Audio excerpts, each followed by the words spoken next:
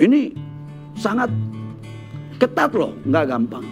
Sebab IUP ini dipegang oleh koperasi-koperasi organisasi kemasyarakatan itu. Dan tidak dapat dipindah tangankan. Pembagian kemudian membangun smelter di Papua, kemudian melibatkan pengusaha-pengusaha daerah Papua. Jangan pengusaha Freeport ini dari gunting kuku sampai gunting rambut semua pengusahanya dari Jakarta. Teman-teman media yang saya hormati, baik yang berada di sini maupun yang ikut secara online. Hari ini kami dari Kementerian Investasi akan menjelaskan tentang Peraturan Pemerintah Nomor 25 Tahun 2024 tentang perubahan atas PP Nomor 96, khususnya yang dalam 1 minggu terakhir ini cukup ramai diperbincangkan baik di dalam pemberitaan maupun media sosial, khususnya terkait dengan pembagian UPK dan dilanjutkan dengan IUP kepada organisasi-organisasi keagamaan yang mempunyai badan usaha. Teman-teman media, saya ingin menyampaikan bahwa ada latar belakang kenapa ini diberikan. Yang pertama, kita tahu bahwa Indonesia merdeka dan mempertahankan kemerdekaan Indonesia itu hampir semua elemen masyarakat ikut terlibat. Dan khususnya kepada organisasi keagamaan baik dari NU, Muhammadiyah, kemudian induk daripada gereja Protestan, induk daripada gereja Katolik, Buddha, Hindu.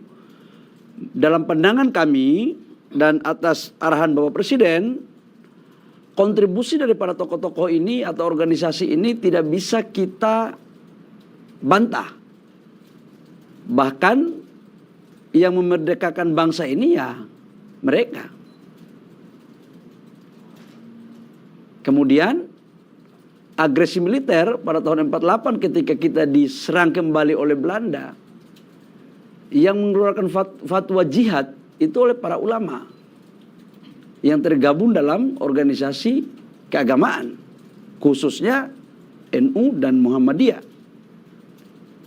Tidak hanya itu teman-teman, dalam proses mengisi kemerdekaan, pasti bangsa ini mempunyai banyak dinamika masalah baik di tingkat pusat maupun tingkat daerah. Contoh katakanlah ada konflik di Ambon antar agama waktu itu, yang menyelesaikan tokoh-tokoh agama. Ada NU, ada Muhammadiyah, ada tokoh-tokoh gereja, ada tokoh-tokoh dari Buddha, Hindu. Konflik Poso, bencana di Aceh, dan hampir semua peran serta dan kehadiran daripada organisasi-organisasi keagamaan ini sangatlah signifikan. Bahkan mereka kadang-kadang lebih duluan daripada pemerintah. Dalam perspektif itu kemudian, kalau kita kembali kepada pasal 33 tentang kekayaan baik darat, udara maupun laut itu dikuasai oleh negara dan dipergunakan untuk kesejahteraan rakyat sebanyak-banyaknya. Dalam perspektif itu kemudian kami berpandangan bahwa organisasi keagamaan ini juga merupakan bagian aset negara dan mereka mengurus umat. Tetapi apa yang terjadi? Mohon maaf, dalam implementasi penyelenggaraan negara rasanya kita belum memaksimalkan potensi-potensi perhatian dari resources yang ada pada sumber daya alam yang dimiliki oleh negara, terutama pada sektor pertambangan. Atas dasar pandangan itu, kami juga melihat bahwa peran serta daripada organisasi kemasyarakatan ini sangat penting di sektor pendidikan, kesehatan. Bahkan contoh saya dari Papua, saya itu SMP-nya pakai Yayasan Pendidikan Kristen, SMA-nya Yayasan Pendidikan Islam.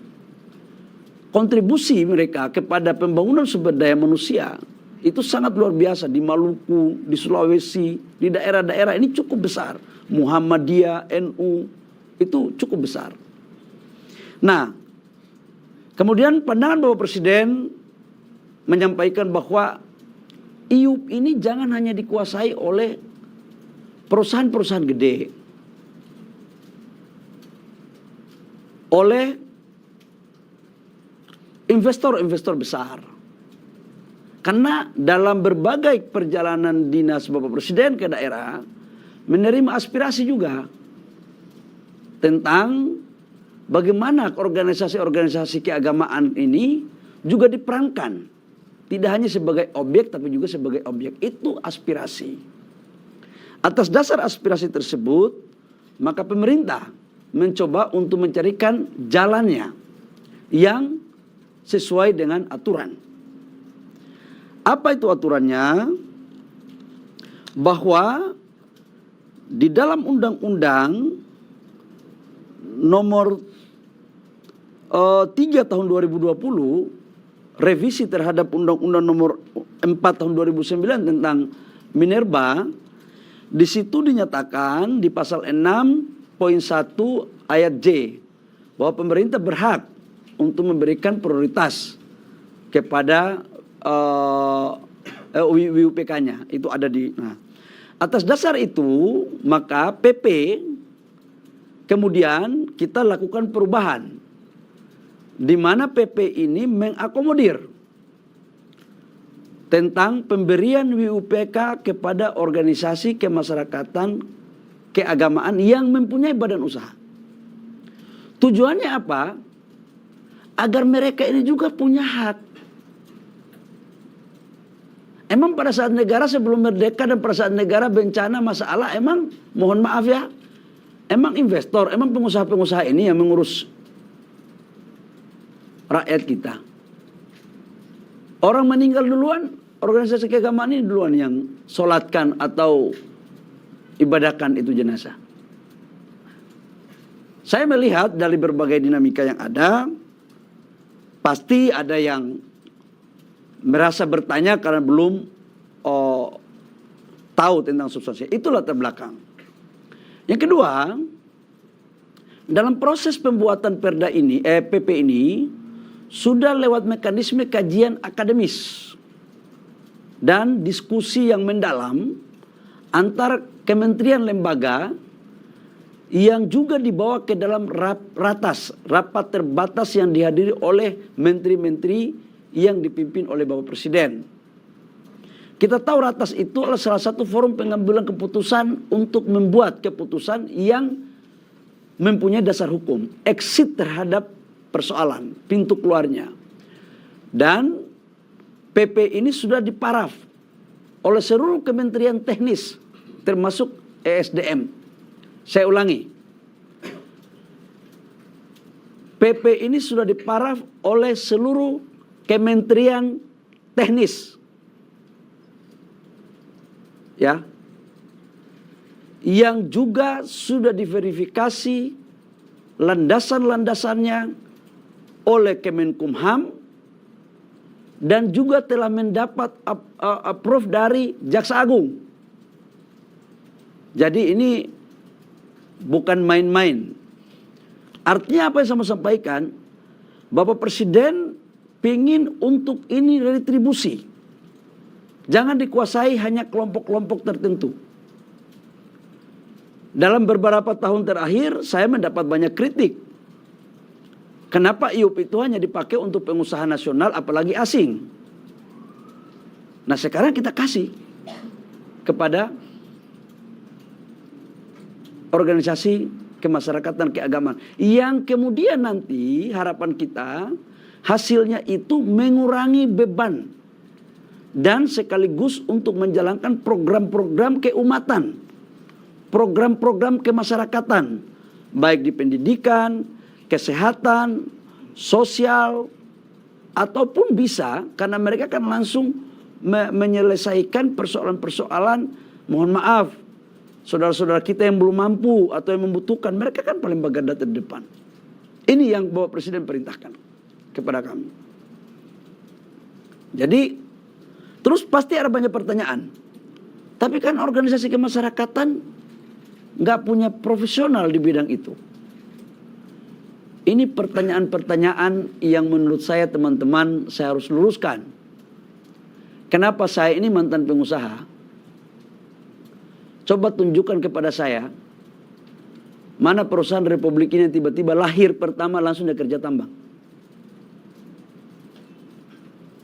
Freeport saja ada kontraktornya. Pemegang-pemegang IUP ini sebagian dikerjakan oleh kontraktor. Tugas kita adalah pemerintah, setelah IUP ini kita berikan kepada organisasi-organisasi kemasyarakatan, maka kita carikan partner di mana IUP ini tidak dapat dipindah tangankan. Ini sangat ketat loh, nggak gampang. Sebab IUP ini dipegang oleh koperasi-koperasi organisasi kemasyarakatan itu. Dan tidak dapat dipindah tangankan dalam bentuk apapun. Dan jangan ada kekhawatiran bahwa dengan kita memberikan ini nanti ormas itu rugi. Bagaimana ruginya?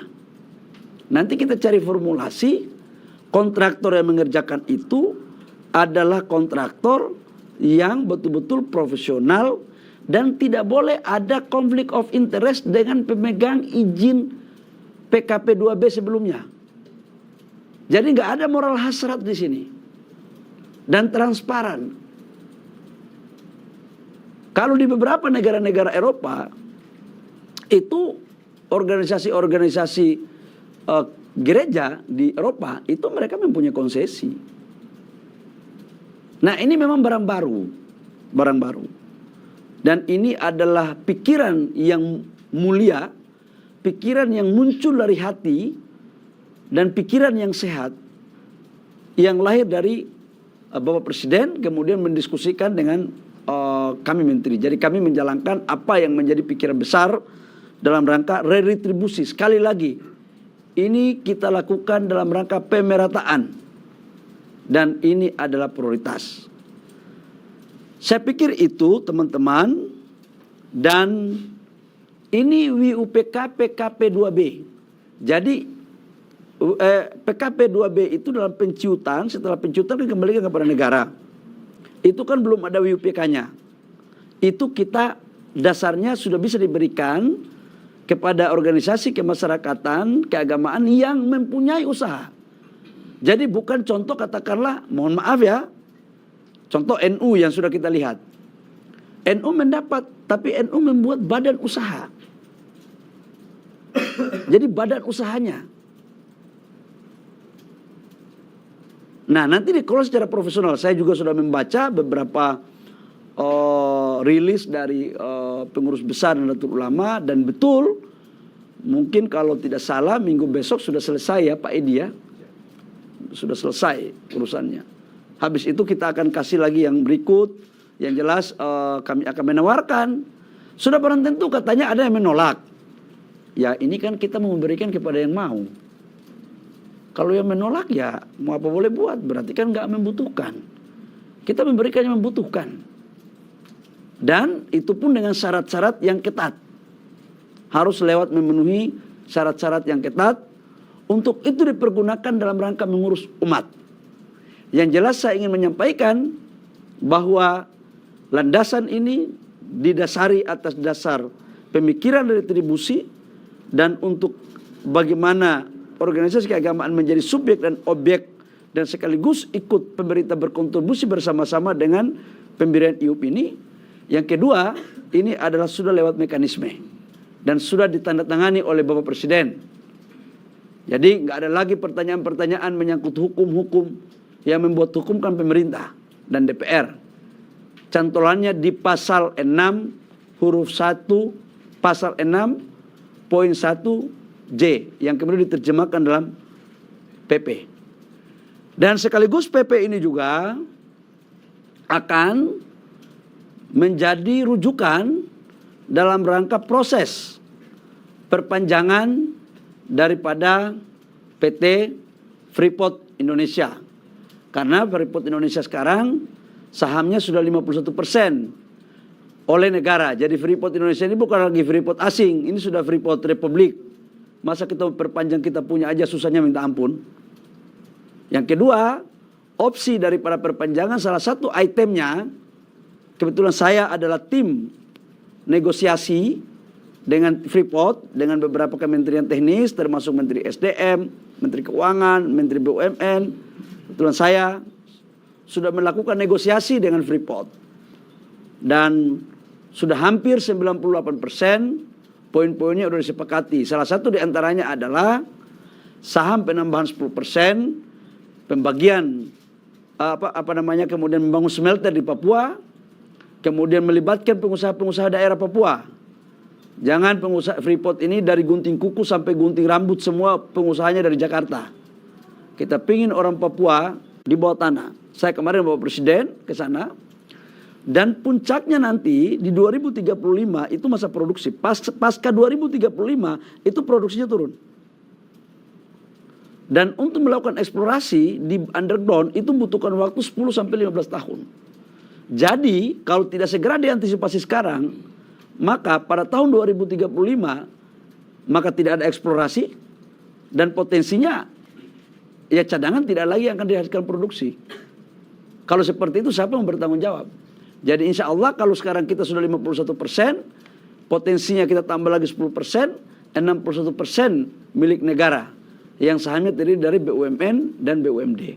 Saya pikir teman-teman penjelasan dari saya meyakini pasti banyak pertanyaan, silakan tanya, saya akan jawab dengan sesungguh-sungguhnya dan selurus-lurusnya.